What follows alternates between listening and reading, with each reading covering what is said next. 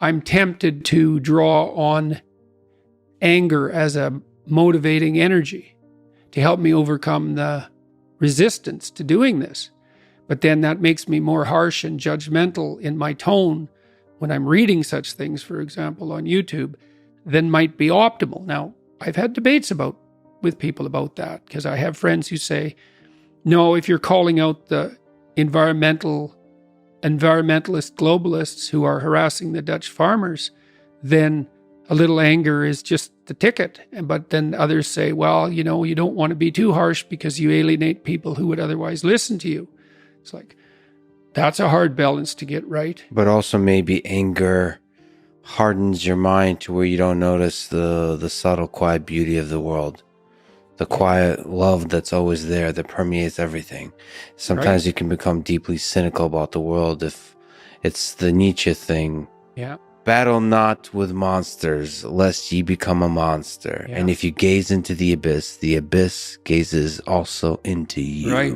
But I would say, bring it on. Right? Because that's why I also say, knowing that he's absolutely right, but if you gaze into the abyss long enough, you see the light, not the darkness. Are you sure about that? I'm betting my life on it. Yeah, that's a heck of a bet. Well, that's... because it might distort your mind to where all you see... is abyss. Is abyss. Yeah. Is the evil in this world. Well, then I would say you haven't looked long enough. That's back to the... You're just a limited... the swords, the flaming swords. It's like... So I said the whole story of Christ was prefigured in that image. It's like the story of Christ, psychologically, is radical acceptance of the worst possible tragedy. That's what it means. That's what the crucifix means. Psychologically, it's like gaze upon that which you are most afraid of. But that story doesn't end there, because in the story, Christ goes through death into hell. So death isn't enough. The abyss of innocent death is not sufficient to produce redemption. It has to be a voluntary journey to hell. And maybe that's true for everyone. And that's like, there is no more terrifying idea than that, by definition. And so then, well, do you gaze upon that? Well, who knows? Who knows? How often do you gaze upon death, your own? How often do you remind yourself that this ride ends? Personally? Personally. All the time. Because you, as a deep thinker and a philosopher, it's easy to start philosophizing and forgetting that you might die today. The angel of death sits on every word. How's that? How often do you actually consciously... all the time. Notice the angel? All the time.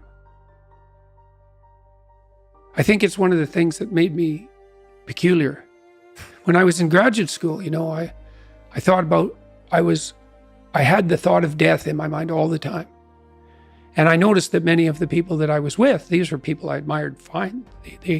That wasn't part of their character, but it was definitely part of mine. I'd wake up every morning. This happened for years. Think, time's short, get at it. Time's short, get at it. There's things to do. And so that was always, it's still there. And it's still there with, I would say, and it's unbearable in some sense. Are you afraid of it? Like what's your relationship? Yeah. I was ready to die a year ago. And not casually. I had people I loved,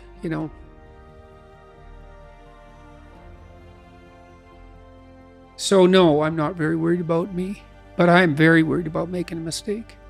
Yeah. I heard Elon Musk talk about that a couple of months ago. It was really a striking moment. Someone asked him about death, and he said, just offhand, and then went on with the conversation. He said, that'd be a relief. And then he went on with the conversation.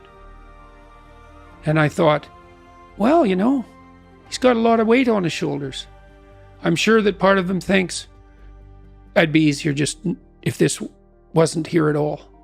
Now, he said it offhand, but it was a telling moment in my estimation. So for him, that's a why live question. Hmm? The exhaustion of life. If you call it life is suffering, but the hardship.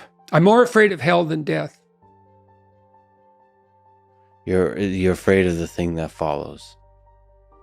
I don't know if it follows or if it's always here. And I think we're going to find out. What's the connection between death and hell? I don't know. I don't know.